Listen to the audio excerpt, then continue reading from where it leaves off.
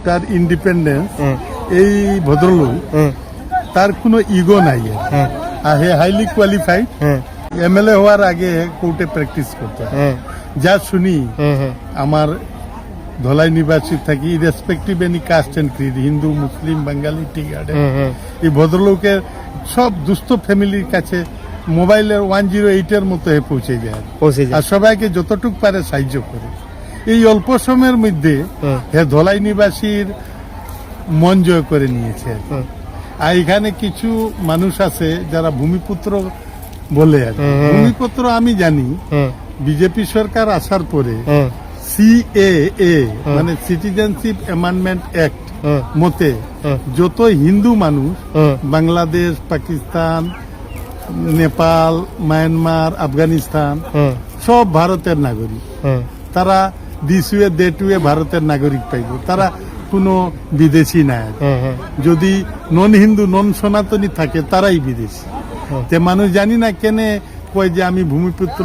ভূমিপুত্রের ডেফিনেশনটা actually আমি being N এমপ্লয়মেন্টের executive retired করার পর থেকে ভূমিপুত্রের ডেফিনেশনটা আমার এখনো পর্যন্ত ক্লিয়ার না। যারা বলে ভূমিপুত্র ভূমিপুত্র, তার কাছ থেকে আমি ধলাই নিবাসীকে বলবো, জিজ্ঞেস করবেন ভূমিপুত্রের ডেফিনেশনটা কি। হ্যাঁ, নিহারঞ্জন দাস হেউ হিন্দু মানুষ, যতটুকু জানি হে সনাতন মানুষ। তো এইখানে তো আউটসাইডার ইনসাইডার। কিছুদিন আগে আমি নিউজে শুনেছি আমাদের মাননীয় মন্ত্রী একটা সাংবাদিকের প্রশ্নে উত্তর দিয়েছেন যে লোকাল, লোকাল মানে আসামে যারা থাকবে যে কোনো মানুষ এখানে ক্যান্ডিডেট দিতে পারে। হ্যাঁ, তো ভারতের যে কোনো সাইডের যে মানুষ যে কোনো জায়গাতে ক্যান্ডিডেট দিতে পারে।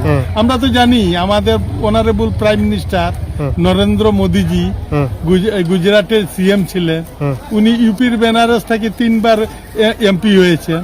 তো একজন শিলচরের মানুষ বা আমি নিজেও যদি হইব না, সাপোজ কথা বলছি, আমি এখন করিমগঞ্জে গিয়া যদি দাঁড়াইতে পাই, আমার পার্টি টিকিট দে, তারা কি বলবে আমি ভূমিপুত্র না? ভারতের যে কোনো মানুষ যে কোনো জায়গার ভূমিপুত্র।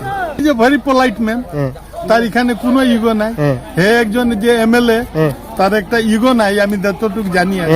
হে যে কোনো দুঃখ, আমি জানি ফাইন্যান্সিয়ালও কিছুটা সাহায্য করে।